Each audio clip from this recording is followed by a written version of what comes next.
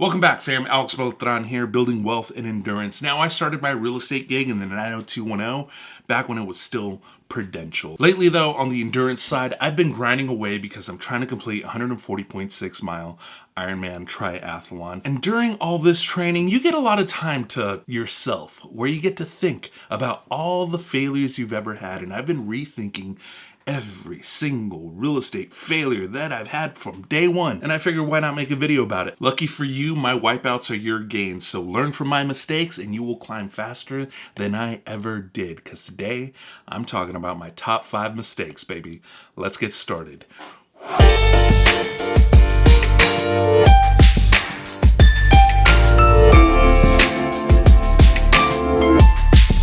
All right, so the sponsor of this video, just kidding, there is no sponsor. No one cares about me, so let's proceed. My number 1 mistake is not starting sooner. Yes, it is at the top of the list because I had all the opportunities in the world and I did not jump in. Major rookie move. And what stings extra is that I had all the freaking tools at my disposal back when I was doing my Beverly Hills luxury real estate sales days. You see, I was surfing some of the gnarliest deals on the planet. Picture this. A non-rent controlled fourplex in mid-Wilshire for $560,000. That thing is now worth $3 million today. Or even better, a gutted single family property in Cheviot Hills for $750,000. Yeah, it needed a full remodel, but that particular property is worth $6 million today. I'm not even gonna take the insane rental prices that I could have charged into account. I'm just talking about the appreciation alone would have been enough to retire me by now. I could have been chilling on the beach, drinking smoothies, and like surfing all freaking day long. But no, what did I do?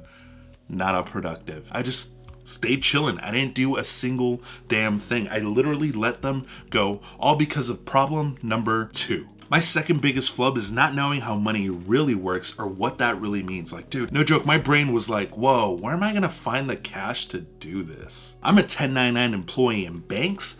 They hate 1099 employees. They're all about that W-2 life. So instead of figuring out the money game, I listened to some lame advice and hatched this genius idea. Cue me juggling 2 gigs, real estate agent by day, minimum wage drone by also day. Did it work? Absolutely not. Dumb. Dumb.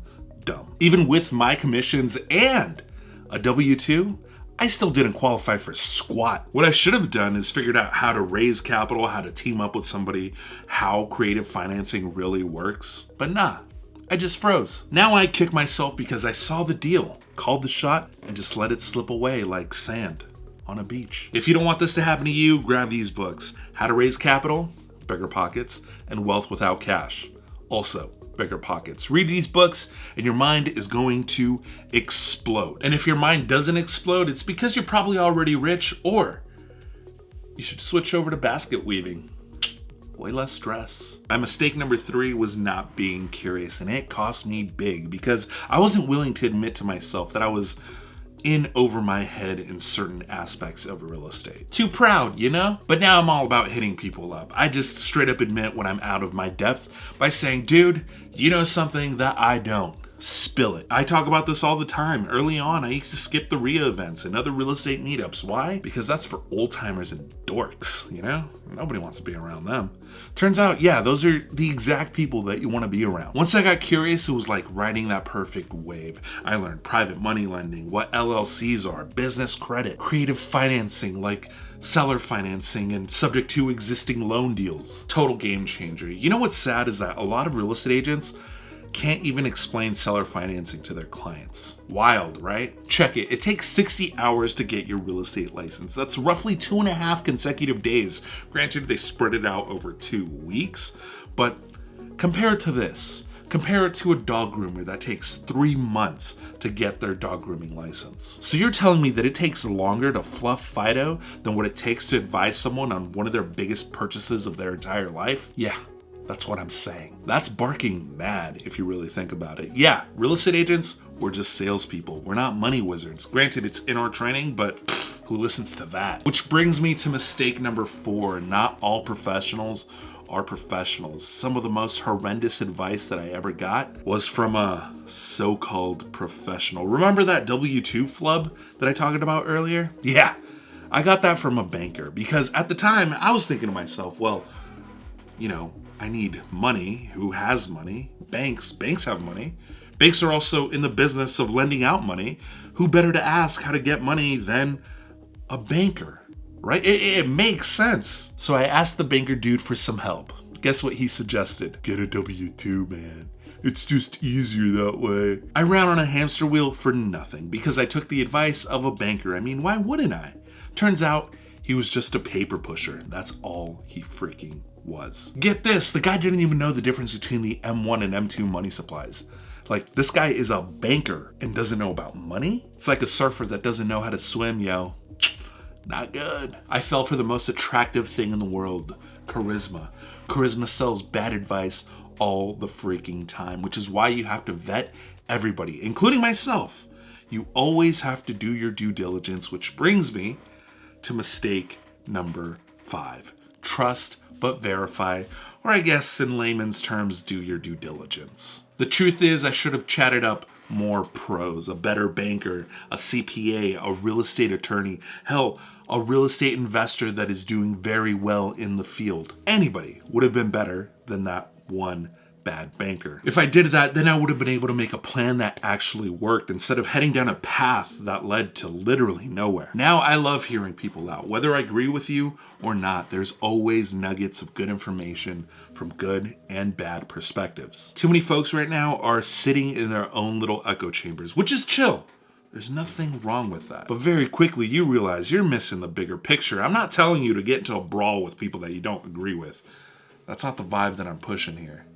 Don't do that. All I'm saying is to dig deeper when something feels off. Look, we have AI now. You could literally ask ChatGPT or Grok for the right answer and challenge it. And, you know, they do a pretty damn good job of coming up with very good, real information.